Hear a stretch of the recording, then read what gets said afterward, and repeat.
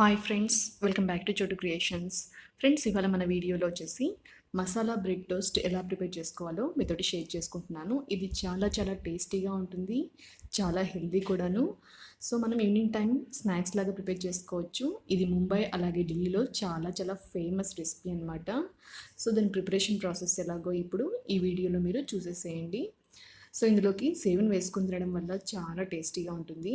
ముందుగా ఈ masala bread toast prepare చేసుకోవడానికి మనం ముందుగా గ్రీన్ చట్నీ ప్రిపేర్ చేసుకోవాలి. దానికోసం కొన్ని పుట్నాలు వేసుకుంటున్నాను. అలాగే రుచికి సరిపడా పచ్చిమిర్చి, 1 టేబుల్ స్పూన్ అల్లం తురుము, అలాగే 1 కప్పు పుదీనా, 1/2 కప్పు కొత్తిమీర, అలాగే రుచికి సరిపడా సాల్ట్, కొద్దిగా నిమ్మరసాన్ని వేసేసి దీన్ని కొన్ని వాటర్ యాడ్ చేసుకొని మెత్తటి పేస్ట్ లాగా గ్రైండ్ చేసుకోవాలి. చూడండి, నేను ఇందులోకి పుట్నాలను ఎందుకు యాడ్ చేస్తున్నానంటే వాటిని వేసుకోవడం వల్ల పేస్ట్ బాగా థిక్గా వస్తుందన్నమాట. ఇప్పుడు కొద్దిగా వాటర్ యాడ్ చేసేసుకొని మెత్తటి పేస్ట్ లాగా బాగా గ్రైండ్ చేసేసుకోవాలి. లెమన్ వేయడం వల్ల ఇందులోకి కలర్ చేంజ్ అవ్వకుండా ఉంటుంది. ఈ పుదీనా చట్నీ చూడండి ఇలాగా సాఫ్ట్గా గ్రైండ్ చేసుకుంటే సరిపోతుంది. ఇప్పుడు దీన్ని ఒక బౌల్లో తీసుకుంటున్నాను. సో మసాలా కోసం ఉడికించి పెట్టుకున్నటువంటి బఠానీలు 1/2 కప్ తీసుకుంటున్నాను. అలాగే 3 పొటాటోస్ని ఇలాగా బాగా ఉడికించే వేసేసుకొని వీటిపైన ఉన్నటువంటి తొక్కని పీల్ చేసేసుకుంటున్నాను. చూడండి ఇలాగ వీటిని పీల్ చేసుకున్నాక మెత్తగా స్మాష్ చేసేసుకోవాలి. ఎక్కడ కూడా ఇలాగా ఉండలేకపోకుండా బాగా మెత్తగా ముద్దయ్యేలాగా ఇలాగా చిదిమి పెట్టుకోవాలన్నమాట. ఇప్పుడు స్టవ్ మీద ఒక కడాయి పెట్టేసుకొని అందులోకి ఒక 4 టేబుల్ స్పూన్స్ ఆయిల్ వేసేసుకుంటున్నాను. ఈ ఆయిల్ కొద్దిగా హీట్ ఎక్కాక ఇందులోకి 1/2 టేబుల్ స్పూన్ జీలకర్ర, అలాగే 1 టేబుల్ స్పూన్ అల్లం తురుము వేసేసుకున్నాను. ఇది కూడా పచ్చివాసన వెళ్ళేంత వరకు బాగా డీప్ ఫ్రై చేసుకోవాలి. ఇప్పుడు ఇందులోకి ఒక పెద్ద సైజ్ ఆనియన్ని చిన్న చిన్న ముక్కలుగా కట్ చేసి పెట్టేసుకొని వేసేసుకోవాలి. అలాగే ఒక 2 పచ్చిమిర్చిలని కూడా ఇలాగా చిన్న చిన్న ముక్కలుగా కట్ చేసుకొని వేసేసుకోవాలి. అలాగే కొద్దిగా పసుపును వేస్తున్నాను. ఈ 3 కూడా బాగా కలిసిలాగా కలిపేసుకొని ఆనియన్స్ని గోల్డెన్ బ్రౌన్ కలర్ వచ్చేంత వరకు ఇలాగా బాగా డీప్ ఫ్రై చేసేసుకోవాలి. ఇప్పుడు ఇందులోకి ముందుగా స్మాష్ చేసి పెట్టుకున్నటువంటి పొటాటోస్ని, అలాగే ఉడికించి పెట్టుకున్నటువంటి బఠానీని కూడా వేసేసి ఇదంతా కూడా బాగా మిక్స్ అయ్యేలాగా ఇలాగా గరిటెతోటి బాగా ప్రెస్ చేసుకుంటూ బాగా ఈ పోపు అంతా కూడా దీనికి పట్టేలాగా గరిటెతోటి ఇలాగా కలిపేసుకోవాలి. చూడండి, ఈ పసుపు వేసుకోవడం వల్ల ఇది కొంచెం కలర్ఫుల్గా ఉంటుందన్నమాట. అలాగే ఇప్పుడు ఇందులోకి ఉడికించి పెట్టుకున్నటువంటి బఠానీలను కూడా వేసేసుకొని మరొకసారి ఇదంతా కూడా బాగా మిక్స్ అయ్యేలాగా గరిటెతోటి ఇలాగా బాగా కలిపేసుకోవాలి.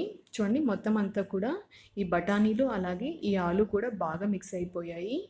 మొత్తం అంతా కూడా ఇలాగా మిక్స్ అయ్యేలాగా గరిటెతోటి బాగా కలుపుకోవాలి. ఫ్లేమ్ వచ్చేసి సిమ్లో పెట్టేసుకొని మనం ఈ ప్రాసెస్ అంతా కూడా చేసేసుకోవాలి. ఇప్పుడు ఇందులోకి రుచికి సరిపడా సాల్ట్ని, అలాగే 1 టేబుల్ స్పూన్ గరం మసాలాని వేసేసి బాగా మిక్స్ చేసేసుకోవాలి. అలాగే 1 పించ్ పెప్పర్ని కూడా వేసేసుకొని మరొకసారి ఇదంతా కూడా బాగా మిక్స్ అయ్యేలాగా బాగా కలిపేసుకోవాలి. చూడండి, ఇందులోకి గరం మసాలా వేసుకోవడం వల్ల ఈ మసాలా బ్రెడ్ టోస్ట్ చాలా చాలా టేస్టీగా ఉంటుంది. ఇప్పుడు అంతా కూడా మిక్స్ అయ్యేలాగా బాగా కలిపేసుకొని చివరిగా కట్ చేసి పెట్టుకున్నటువంటి కొత్తిమీర, అలాగే కొద్దిగా నిమ్మరసాన్ని కూడా వేసేసుకొని ఇదంతా కూడా మరొకసారి బాగా కలిపేసుకొని స్టవ్ ఆఫ్ చేసేస్తున్నాను. సో ఇప్పుడు మనకి మసాలా బ్రెడ్ టోస్ట్ కోసం ఈ మసాలా స్టఫ్ రెడీ అయిపోయింది. ఇప్పుడు దీన్ని నేను స్టవ్ ఆఫ్ చేసేసి పక్కన పెట్టేసుకుంటున్నాను. మసాలా బ్రెడ్ టోస్ట్ ప్రిపేర్ చేసుకోవడం కోసం నేను ఇప్పుడు బ్రెడ్ని తీసేసుకుంటున్నాను. ఇలాగా 2 స్లైసెస్ని తీసేసుకోవాలి. ఇప్పుడు ఈ 2 స్లైసెస్ మీద ఇలాగా బటర్ని అప్లై చేసుకోవాలి. సో మీకు మార్కెట్లో దొరికే ఏ బటర్ అయినా కూడా దీంట్లోకి యూజ్ చేసుకోవచ్చు. ఇది హోమ్మేడ్ బటర్ కాబట్టి ఇలాగా వైట్గా ఉంది. మనకి బయట దొరికే బటర్లో కొద్దిగా ఫుడ్ కలర్ యాడ్ చేసింటారు కాబట్టి అది కొద్దిగా ఎల్లోయిష్ కలర్లో ఉంటుందన్నమాట. చూడండి, ఇప్పుడు ఇలాగా బటర్ని స్ప్రెడ్ చేశాక ఇందులోకి ముందుగా ప్రిపేర్ చేసి పెట్టుకున్నటువంటి గ్రీన్ చట్నీని ఇలాగా 2 స్లైసెస్ మీద కూడా ఒక సైడ్ ఇలాగా అప్లై చేసి పెట్టేసుకోవాలి. చూడండి, మొత్తం కూడా ఇలాగా ఈవెన్గా బాగా స్ప్రెడ్ చేసేసుకోవాలి.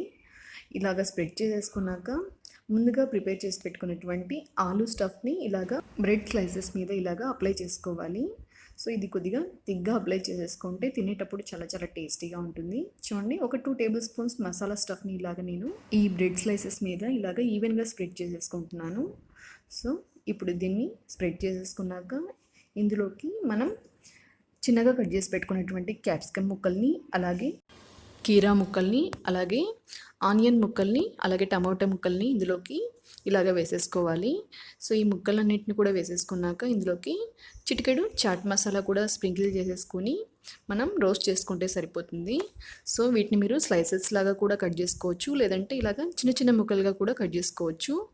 సో మనం ఇలాగ చిన్న చిన్న ముక్కలుగా కట్ చేసుకోవడం వల్ల పిల్లలు ఈజీగా తింటారు. స్లైసెస్ లాగా అయితే పక్కన తీసేస్తారనమాట. అందుకని చెప్పేసి నేను చిన్న చిన్న ముక్కలుగా కట్ చేసి పెట్టేసుకుంటున్నాను.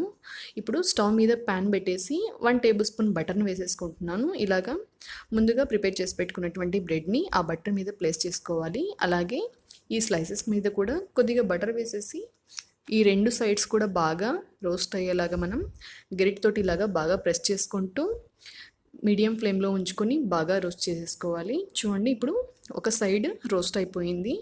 ఇప్పుడు ఇలాగా సెకండ్ సైడ్ కూడా మనం ఇలాగా జాగ్రత్తగా తిప్పేసుకుంటూ రోస్ట్ చేసేసుకోవాలి. అంతేనండి, చాలా సింపుల్గా చాలా ఈజీగా మనం ఈ మసాలా బ్రెడ్ టోస్ట్ని ప్రిపేర్ చేసుకోవచ్చు. సో ఇలాగ ప్రిపేర్ అయినటువంటి ఈ మసాలా బ్రెడ్ టోస్ట్ని ఇలాగ కట్ చేసుకొని ఇందులోకి సేవ్ని వేసేసుకొని సర్వ్ చేసుకుంటే చాలా చాలా టేస్టీగా ఉండే మసాలా బ్రెడ్ టోస్ట్ రెడీ అయిపోతుంది.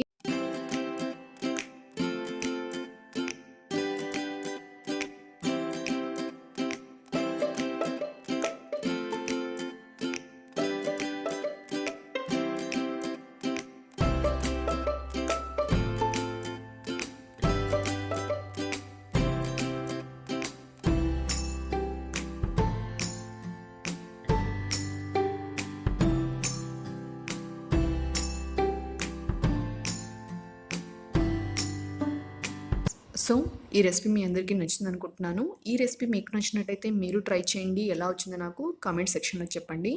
నా వీడియోస్ మీకు నచ్చినట్టయితే నా వీడియోస్ని లైక్ చేయండి. మీ ఫ్రెండ్స్కి అలాగే మీ ఫ్యామిలీ మెంబర్స్కి నా వీడియోస్ని షేర్ చేయండి.